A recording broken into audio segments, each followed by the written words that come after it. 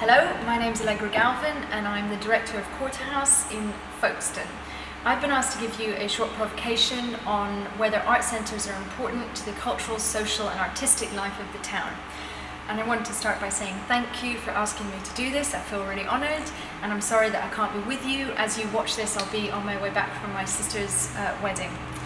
So, I don't think that art centres are intrinsically important to a town.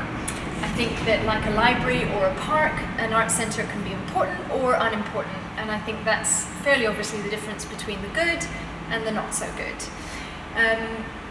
Before I start, I want to firmly place Courthouse in the getting better zone. I don't have a golden ticket to good, but this is what we're aiming for. This is what I think makes an art centre good. So it's Saturday night here in Folkestone. We have a Roma band playing, and for the first time ever, the Czech Roma community that surround us here in Folkestone have come to the event. I am delighted about this, and I am triumphing on my own at the side of the stage when a member of the audience comes down the steps and confronts me and asks me if I'm running a Slovakian community centre. Apart from poor geography, I'm quite angry at this because it's obviously intended as a slur on the event and on the audience and on Courthouse.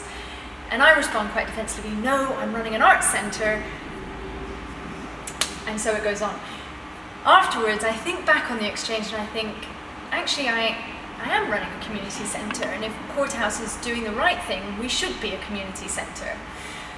So I think art centres have two components that need to work to be good. One is community and the other is art. Battersea Art Centre survived closure threats in 3 successive decades, not because it had great art, but because people had met at discos there, they had got married there, and they said goodbye to loved ones there. If it wasn't a true community centre, BAC would be a pool today. And people saved that building, not art. The creation of community is where we're the same as the library and the park, and people need to cherish art centres for them to matter. It's fundamental to our survival.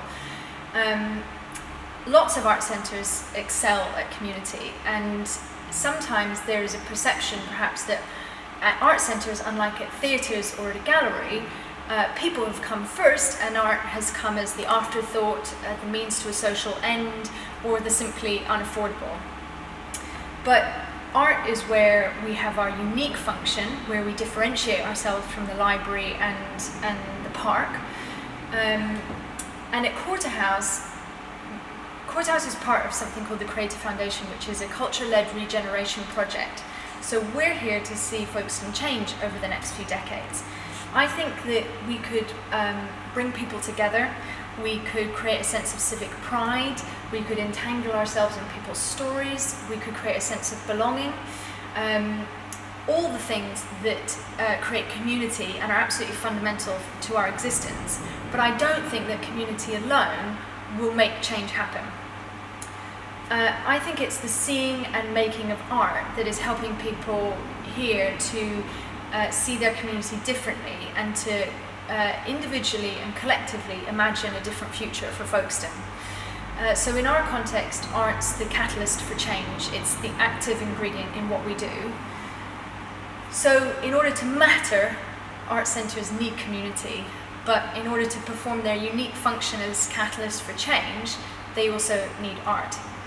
And I'll credit this last quote to Catherine Zesserson from Sage Gateshead, because art changes people and people change the world. Thank you so much.